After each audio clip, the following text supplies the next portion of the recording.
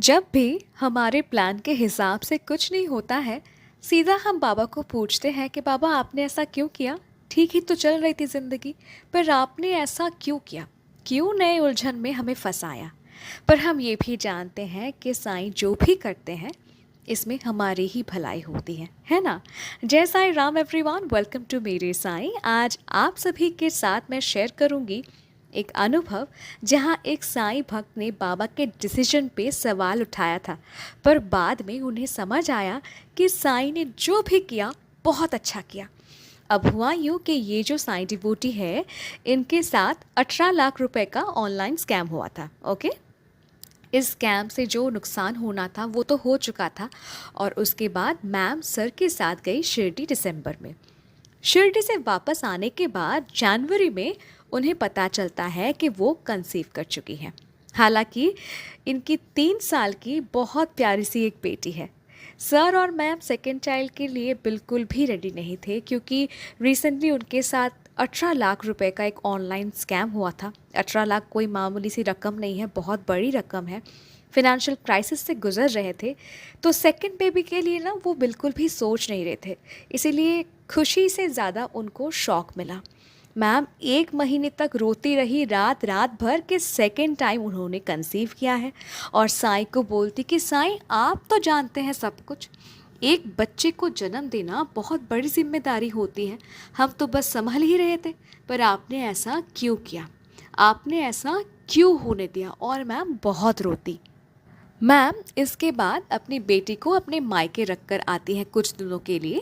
फिर दोनों यानी सर और मैम डिसाइड करते हैं कि इस बेबी को ज़रूर इस दुनिया में लाएंगी, पर टेंशन बहुत था कि कैसे संभाल पाएंगे, क्योंकि बहुत फिनेंशियल क्राइसिस से गुजर रहे थे वो दोनों उस वक्त। मैम वर्किंग वुमन है, वो सोच में पड़ गई कि अगर वो ये बात ऑफिस में बताती हैं कि वो कैरिंग है, ठीक है, वो प्रेग्नेंट है, तो उनको जॉब से निकाल देंगे। ये उनका ना गट फीलिंग था, मैम का गट फीलिंग था, क्योंकि उनकी कंपनी ना लॉस में चल रही थी। ठीक है, पर सर ने उनको हौसला दिया कि ऐसा कुछ भी नहीं होगा, तुम फिक्र मत करो, साईं सब संभाल लेंगे। सेकेंड और थर्ड मंथ तक बहुत नौशिया था मैम को, और वैसे ही वो ऑफिस कंटिन्यू कर रही थी, मेडिकेशन भी चल रहा था। अब जब इनका फोर्थ मंथ चल रहा था, तो खबर आया कि इनकी कंपनी में ले ऑफ चल रहा है और रैंडमली किसी को भी निकाल सकते हैं। ठीक है, ये सुनकर मैम चुप बैठ गई।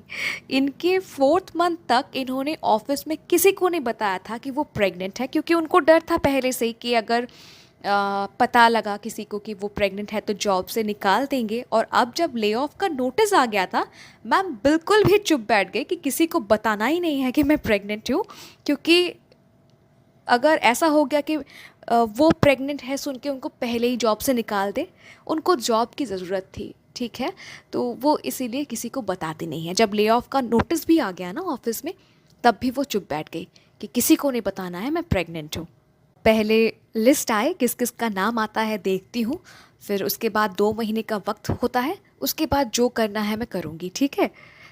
अब ये 2 महीने मैम ने ना बहुत टेंशन में गुजारा कि क्या होगा अगर उनको जॉब से निकाल दिया तो। नया अपार्टमेंट लिया है, उसका ईएमआई पे करना होता है, फिनेंशियल लॉसेस को साथ ही साथ रिकवर भी कर रही थी, एक 3 साल की बच्ची है और एक बच्चा आने वाला है। तो इन सब सोच में वो बहुत उलझी रहती कि क्या होगा अगर उनको जॉब से निकाल दिया तो, कैसे घर चलेगा। पर सर उनको हर वक्त समझाते संभालते कि सब ठीक होगा, साईं सब देख लेंगे। वैसे मैं आप सबको बता दूं, मैम ये भी बताती हैं कि सर के पास ना जॉब नहीं था जब वो शिरडी गए थे। शिरडी से वापस आते ही फरवरी में सर को जॉब मिला, ठीक है। अब सर के पास नौकरी है, फिर भी मैम अपना जॉब किसी भी हालत में बचाना चाहती थी, क्योंकि मैम को पता है, हम सभी को पता है कि आजकल की दुनिया में ना एक पर्सन की इनकम पे ना घर चलना बहुत मुश्किल होता है। अगर हस्बैंड वाइफ दोनों ही वर्किंग है, तो फिर बच्चे के लिए, उनके फ्यूचर के लिए बहुत क्या कहता हूँ, बहुत सेफ़ एंड सिक्योर रहता है।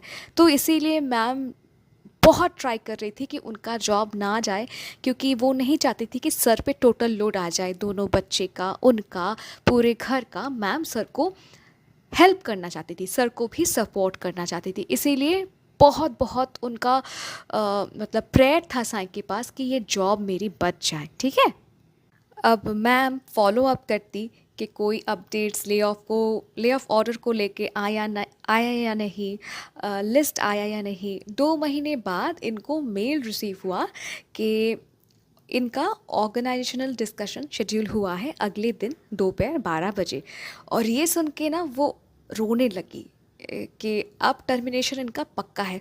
पर घर वालों ने इनको फिर से समझाया कि तुम इतना श्योर कैसे हो सकती हो कि टर्मिनेशन पक्का है, एक मीटिंग ही तो शेड्यूल हुआ है, तो सब ठीक हो जाएगा, तुम फिक्र मत करो। और मैम को बहुत कंसोल करते हैं, मैम को बहुत समझाते हैं।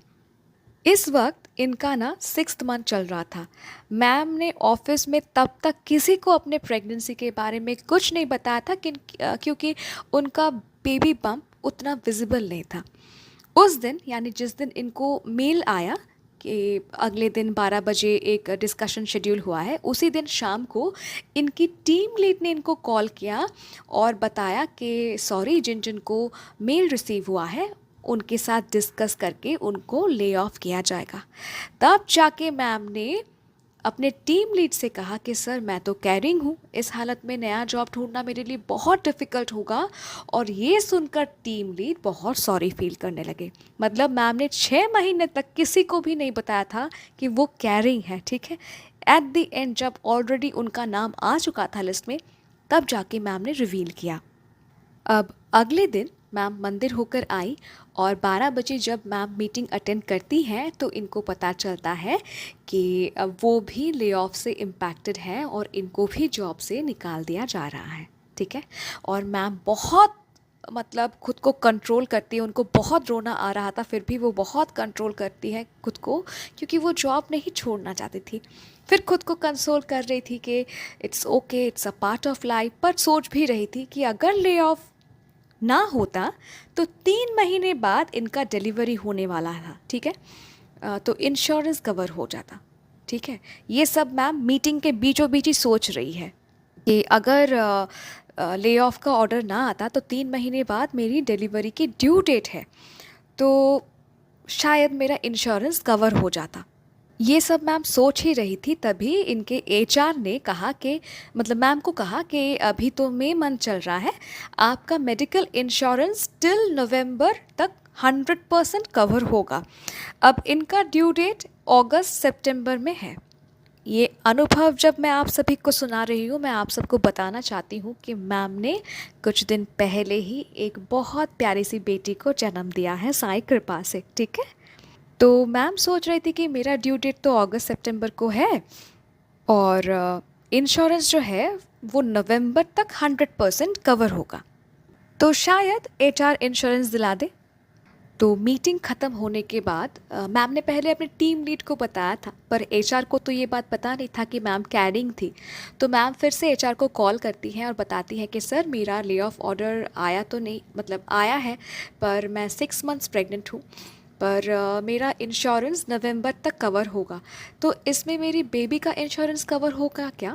मैम अपने एचआर से ये बात पूछती है। मीटिंग होने के बाद फिर से कॉल लगाकर मैम ये बात अपने एचआर से पूछती हैं और ये सुनकर एचआर शॉक थे और उन्होंने मैम से पूछा कि आप कैरिंग हैं, आप प्रेग्नेंट हैं, ये बात आपके टीममेट्स को पता है, आपके टीम मैनेजर को पता है, ठीक है। क्योंकि वो बहुत हैरान थे कि ये प्रेग्नेंट है, पहले टीम लीड ने उनको क्यों नहीं बताया, ठीक है।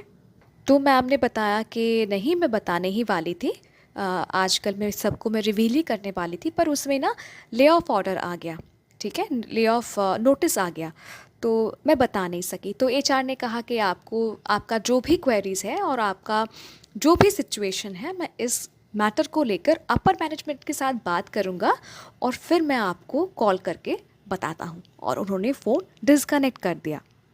अब क्या हुआ, नेक्स्ट दिन ऑफिस में सबको पता चल गया कि मैम को जॉब से निकाल देंगे, ठीक है। उनके नाम का भी टर्मिनेशन लेटर आने वाला है। तो सब इनको फ़ोन कर रहे थे, पूछ रहे थे इनको।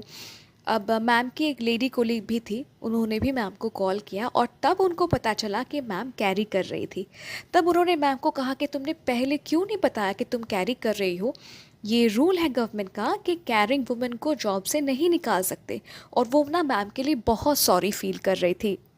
ये सब सुनने के बाद मैम सर से यानी अपने हस्बैंड के साथ बात करती हैं और वो कहती है कि मेरी एक कलीग है, उन्होंने मुझे कहा कि ऐसा कोई रूल नहीं है कि प्रेग्नेंट एम्प्लॉय को कंपनी टर्मिनेट कर सके, तो क्यों ना मैं भी अब मेरे मैनेजर को एचआर को एक मेल करूं कि मैं प्रेग्नेंट हूं, क्यों ना मेरे मामले को थोड़ा कंसिडर किया जाए। अब देखिए, एक बार अगर ऑर्गेनाइजेशन में डिसीजन ले लिया गया है तो वो झट से पलटता नहीं है, राइट। पर फिर भी साई का नाम लेकर मैम एक मेल करती है अपने मैनेजर को, अपने एचआर को, कि वो प्रेग्नेंट है, वो कैरिंग कर रही हैं, 6 मंथ उनका प्रेगनेंसी चल रहा है, तो उनको थोड़ा कंसिडर किया जाए इस ले ऑफ के मैटर से। मैम ने मेल किया और 4 दिन बीत गए पर कोई रिप्लाई नहीं आया। मैम रोज़ मैसेज करती पर कोई रिप्लाई नहीं आता। बुधवार का दिन था, मैम मैसेज करने गई अपने टीम लीड को, एचआर मैनेजर को, तो मैसेज करने गई तो बाय मिस्टेक ना उनके पास कॉल चला गया। ठीक है, तो मैम ने फ़ोन काट दिया और वेडनेसडे जिन जिन का टर्मिनेशन तय था उनके पास टर्मिनेशन लेटर आ चुका था, जो 1 हफ्ते में साइन करके उनको वापस भेजना भी था। ठीक है, गुरुवार सुबह एचआर का कॉल आता है और वो कहते हैं मैम को कि आपका टर्मिनेशन लेटर अभी तक भेजा नहीं गया क्योंकि आपका डिसीजन अभी होल्ड में रखा गया है। हायर अथॉरिटीज़ जो भी डिसीजन लेंगे वही होगा। ठीक है, तो आप थोड़ा धीरज रखिए।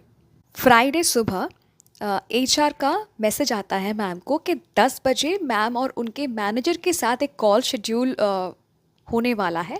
कॉल शेड्यूल होता भी है और एचआर ने कहा मैम को कि आपके सिचुएशन को मद्देनज़र रखते हुए, कंसिडर करते हुए आपका नाम टर्मिनेशन लिस्ट से हटाया जाता है, आपको टर्मिनेट नहीं कर रहे हैं। ठीक है, मैम बहुत खुश हो गई कि साईं कृपा से इनका जॉब बच गया। वो भी कब? जब वो प्रेग्नेंट थी और कुछ ही महीने बाद उनका डिलीवरी होने वाला था।